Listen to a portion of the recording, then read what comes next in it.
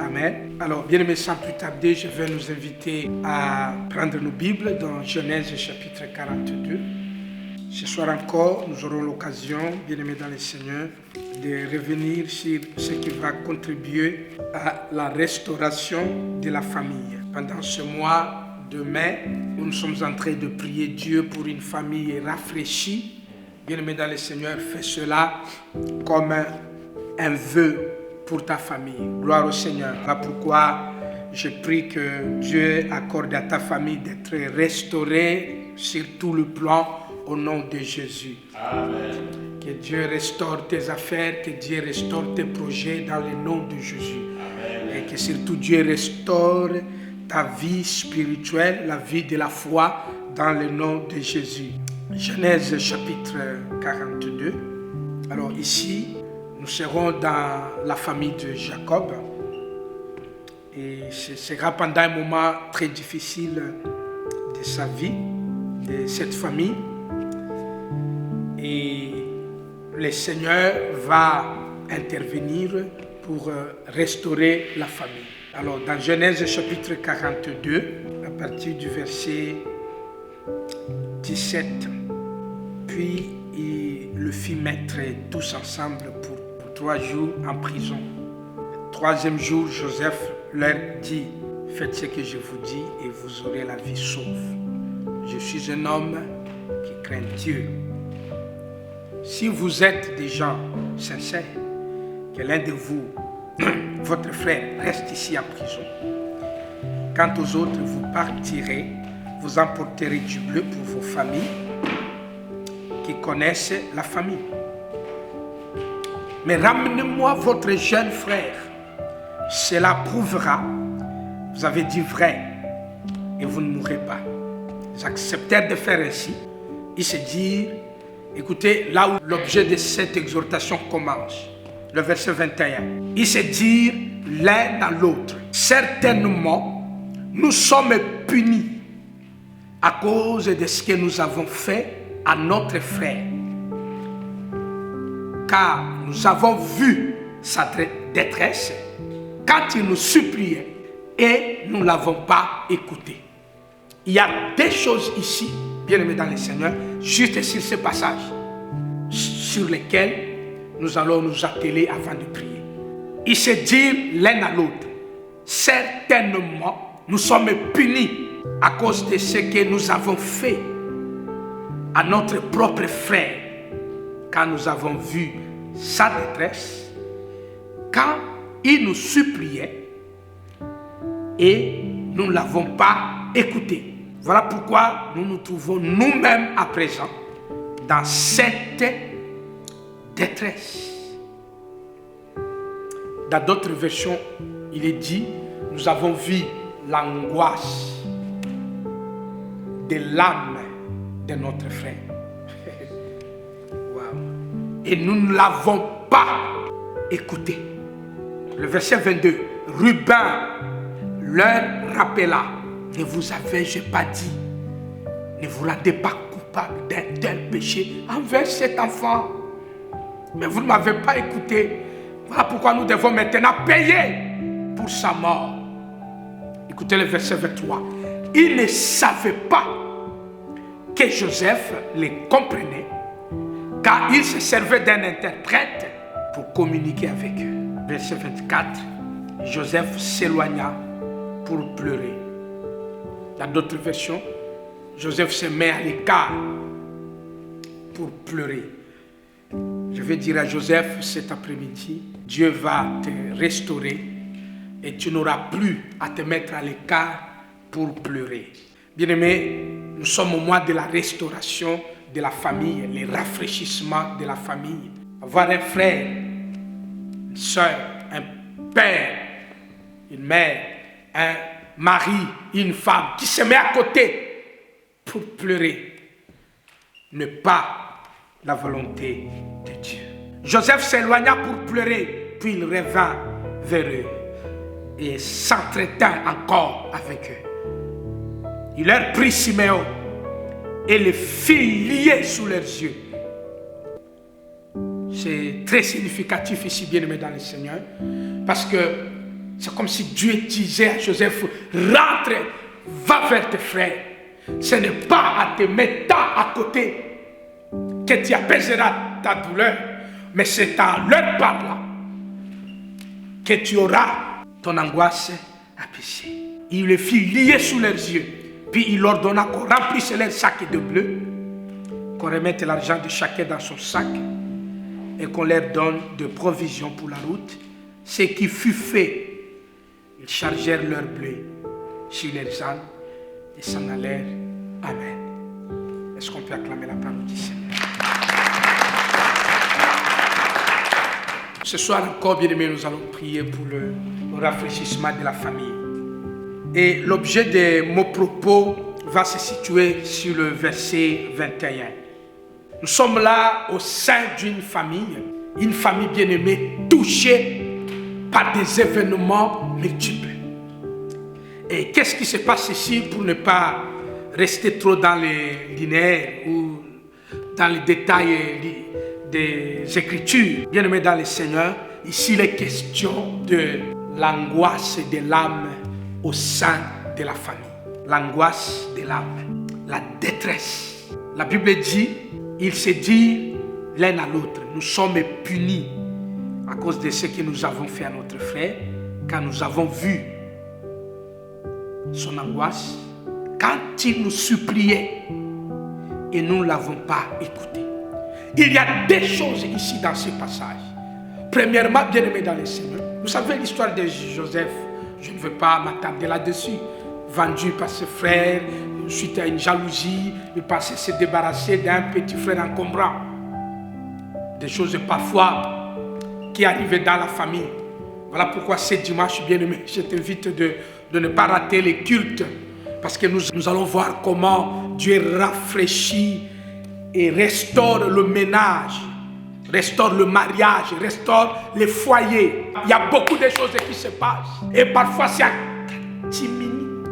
Et le parent, la femme, le mari disent que je n'ai pas le choix, je me tais. Parce que c'est mon fils, je ne peux rien faire. Et il a des douleurs au sein de son âme. La Bible dit, nous avons vu sa détresse quand il nous suppliait. Ça c'est la première chose. Bien, mais quand Joseph voit ses frères, c'est que ses frères ont fait de lui, sur lui, il se souvient. Il se dit, waouh! Bien, la douleur qu'il ressentait. Il se souvient de ce qu'il les suppliait. Que je suis votre petit frère, je ne sais pas ce qui se passe. Aucun de ses frères ne l'écoutait. Et au même moment, quand il les voit, il les accuse des espions. Parce que là, Joseph est en Égypte. Il est premier ministre. Maintenant, il retrouve la position d'infériorité par rapport à Joseph. Et Joseph essaie de leur faire goûter ce qu'il lui avait fait goûter.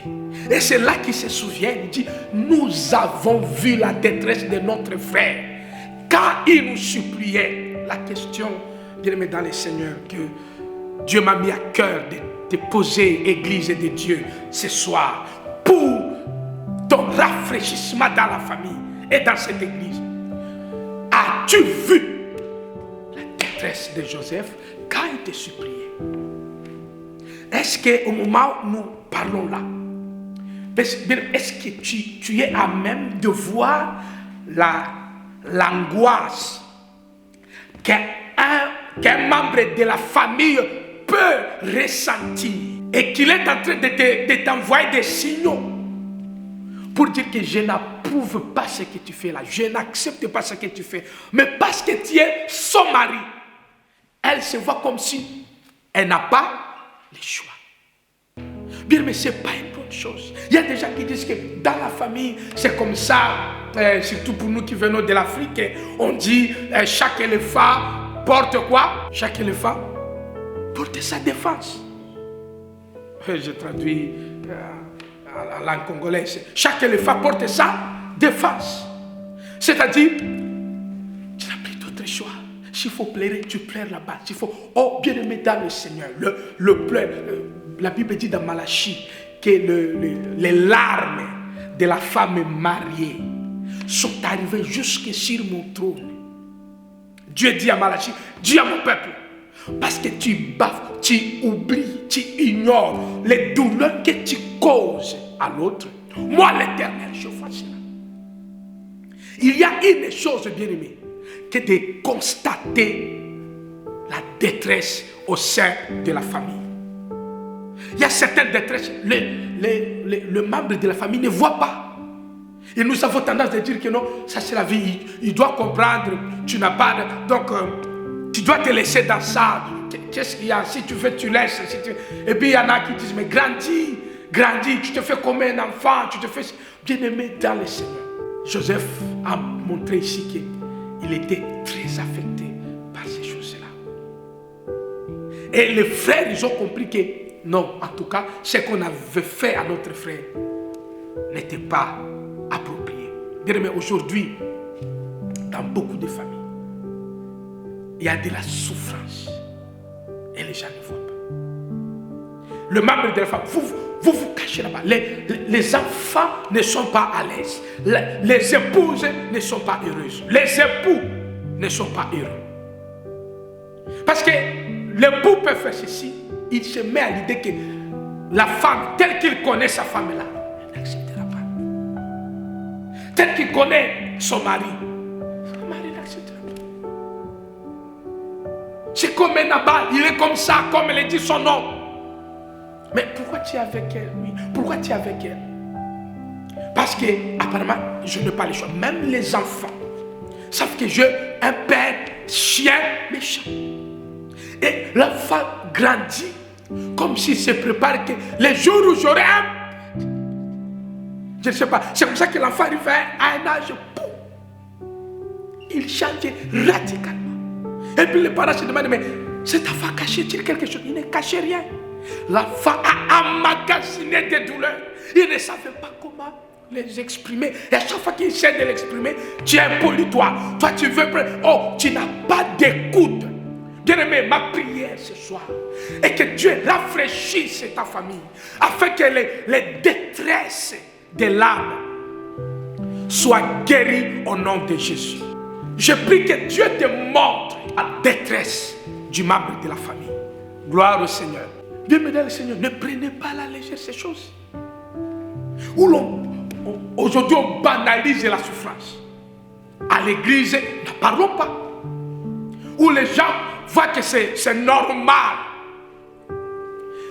Les enfants de Dieu ne tiennent même pas compte des inquiétudes des autres par rapport à leur vie. Donc, ils ne comprennent même pas que nous dépendons dans la famille les uns des autres. Et quand tu me fais mal, bien aimé dans le Seigneur, c'est plus douloureux que quelqu'un de loin qui me ferait mal.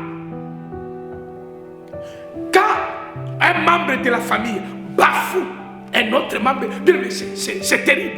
Joseph se disait, mais mes frères, vous m'avez fait ça. Et Rubén dit, mais nous avons vu la détresse de notre frère lorsqu'il nous suppliait. Bien aimé, est-ce que tu ne vois pas la détresse de ton mari? Est-ce que tu ne vois pas la détresse de ta femme? Ce soir, nous allons prier que Dieu nous aide à voir la détresse de l'autre. Ne prenez pas que comme un acquis. Tu n'as pas acheté une femme. Bien aimé, ce n'est pas parce que le divorce est interdit que tu penses qu'il ne divorcera pas avec moi parce que moi je suis sa femme. Bien aimé, c'est faux. Parce que s'il ne veut pas divorcer avec toi, je te rappelle que Dieu peut frapper. Et quand tu meurs, il est libre de tout engagement marital. Les gens ne savent pas que lorsque Dieu veut faire du bien à son peuple, il peut même exterminer toute une ville. À combien plus forte raison une femme, voire même un homme. Dieu peut tuer un homme juste pour laisser son enfant libre. Dieu peut faire ça, bien sûr que oui. Parce que nous devons savoir que, bien aimé dans le Seigneur, dans la famille, vivre en hypocrisie, c'est terrible. Vaut mieux vivre avec un ennemi que tu connais plutôt que de vivre avec une femme qui est ton ennemi. Bien, et ça c'est grave. C'est de ça qu'il est question dans ce passage. Église de Dieu. Laisse que l'esprit de la Pentecôte, l'esprit de Jésus-Christ, bien, vous donne la paix du cœur au nom de Jésus. Afin qu'au sein de la famille, qu'il n'y ait pas de doute entre l'amour de parent envers son enfant, l'amour de l'enfant envers son parent, l'amour de la femme envers le mari. Parce qu'il y a une chose de voir la détresse. Il y a beaucoup de... Les gens sont comme les gens, les enfants de Dieu ne sont pas heureux dans leur mariage, ne sont pas heureux dans leur foyer, ne sont pas heureux dans leur famille. Pourquoi? Parce qu'il y a des choses qui se passent que les gens de l'extérieur ne voient pas. Mais eux-mêmes, ils savent. Mais le problème, c'est qu'on bafoue. Je dis, mais... Ah, je m'en fous. Tu écoutes. Donc, les gens se forcent la main. Les enfants forcent la main à leurs parents. Les parents forcent la main à leurs enfants. Ça devient comme une guerre au sein de la famille. C'est très blessant, ces choses-là. Ruben dit, nous avons vu la souffrance de notre frère. Lorsqu'il criait, il dit, les frères nous suppliaient. Bien-aimé, la voix du Seigneur te parle ce soir. Il y a quelqu'un qui te supplie au sein de la famille. Cette parole est le porte-parole de la personne. Il y a quelqu'un qui te supplie. Regarde bien autour de toi. Il y a quelqu'un qui te dit assez. Tu as fait assez. C'est vrai peut-être qu'il n'a pas le choix. Mais toi, tu as le choix de faire le bien. Moi, j'ai le choix de voir que je ne peux pas. Si on avait écouté notre frère, nous ne serions pas là. La deuxième chose, bien aimé, d'écouter. D'écouter. Écouter, c'est-à-dire d'accepter les cris et de dire qu'on laisse tomber. C'est là qu'on parle en français de la réconciliation. Arriver à un niveau, dire, mais quand vous voulez que la parole de Dieu devienne effective dans votre famille, entrez dans le chemin de la réconciliation. Écoutez les cris de l'autre. Ne prenez pas ça à la légère. Tu fais souffrir l'autre. Est-ce que tu sais que tu fais souffrir l'autre? Quand je dis l'autre, mais ça dépend de quelle position, de quel rapport tu as. Tu fais souffrir l'autre. Mais qu'est-ce qu'il faut faire? La Bible dit, Dieu vous a donné le mystère de la réconciliation. Pourquoi? Parce que ça peut arriver. Mais le grand secret, c'est de se réconcilier. Bien, mais les politiciens se réconcilient. Comment est-il possible que les chrétiens en famille ne se réconcilient pas? Et c'est là que ça mène à des séparations de famille. Des enfants qui ne parlent plus à leurs parents. Des maris et femmes qui sont là à la maison. Mais chacun est là dans ses principes. Pourquoi une même maison? 4 principes.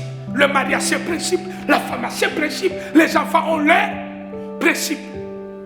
Vous vous réunissez comme si vous n'avez pas le choix, vous êtes bloqué. Et tu prends ça comme un fardeau. La famille n'est pas un fardeau. La famille est une bénédiction, un lieu de bénédiction. C'est là que Dieu suscite des rois. C'est à partir de la famille que Dieu suscite des pasteurs. Dieu ne suscite pas les pasteurs à l'école, à la théologie. Non, au sein de la famille. Et c'est là que, quand les enfants grandissent, sécurisés, le mari est béni. Il va arriver même à l'église. Il est dans la joie. Pourquoi? Parce que le proverbe de Salomon dit, quand le mari se lève le matin, il voit sa femme, il dit, hey, béni soit cette femme. Lorsque la femme voit son mari, il dit, waouh, mon Seigneur. Il voit le mari comme son Seigneur. Pourquoi? Parce que l'un et l'autre ne causent pas de la détresse. Et les enfants s'épanouissent à leur sein. Voilà des choses, bien aimés dans le Seigneur, qui contribuent à la restauration de la famille. Il faut voir la détresse des membres de la famille. Deuxième chose, bien-aimé, arriver à écouter les membres de la famille. Arriver à trouver un point d'attente, un commun accord. Ne prenez pas cela comme un moi je fais comme ça suffit. C'est à prendre ou à laisser. Moi je suis ton père, moi je suis ton mari, moi je suis ta femme, moi je suis ceci. C'est là que beaucoup de gens ne savent pas que quand il ne fait rien, il emmagasine. Bien dans le Seigneur, à un moment donné, il va exploser. Et c'est là que tu dis que j'ai perdu l'enfant. Mon enfant ne m'écoute plus. Au fait, tu l'avais perdu, ça fait longtemps. Longtemps. Les jours où tu l'avais blessé. Et tu n'as jamais eu le temps de te réconcilier avec ton enfant. Il y a des parents ici, ils ne sont jamais réconciliés avec les enfants. Toi, tu penses que tu as le droit, c'est un ayant droit. Tu penses que c'est parce que tu es le mari bien-aimé dans le Seigneur. La parole de Dieu te donne de l'humilité. Comprends que pour la paix de la famille, tu as besoin d'écouter les cris de Joseph. D'écouter les cris de Joseph lorsqu'il te supplie. Parce qu'ici, il s'agit de la supplication. Les gens de la famille sont en train de supplier. Vous êtes là, vous entendez, mais comme si vous n'attendez vraiment pas. Et c'est ce que Dieu, bien-aimé dans le Seigneur, voulait que nous comprenions ce soir. En tout cas, ce soir, nous allons prier, demander au Seigneur de nous aider à entendre la détresse. Est-ce que je peux entendre la détresse au sein de ma famille spirituelle? Est-ce que je peux entendre la détresse au milieu des brebis? Est-ce que je peux entendre au milieu de membres de la famille, directement chez mon prochain? Est-ce que je vois qu'il rumine? Est-ce qu'il y a quelque chose pour lequel je peux tenter de trouver un terrain d'attente, d'aborder la question pour la réconciliation, afin de montrer que moi aussi de mon côté, je peux faire un geste? Parce que Joseph l'a remarqué cela. Avec ces choses bien-aimées, tu peux essayer de te cacher pour aller pleurer à côté. Ça va toujours te rattraper. Et Dieu a dit à Joseph, rentre, va parler à ton frère. Et Joseph est rentré, il a parlé à ses frères. Bien, mais ce n'est pas faire semblant à fuir l'enfant, le parent, ou il y a des gens, tu fuis, tu ne parles pas, tu te mets à côté, tu vas un peu ailleurs, tu prétends que tu vas prendre de l'air, or tu es en train juste de l'éviter. Tu es en train de te dire, retourne, va parler à ton frère, va parler à ta soeur, va parler à ton époux, parle à ton épouse. Et c'est en faisant ainsi qu'il y aura la réconciliation et la famille sera encore rafraîchie. Laisse que le Seigneur te bénisse et qu'il bénisse sa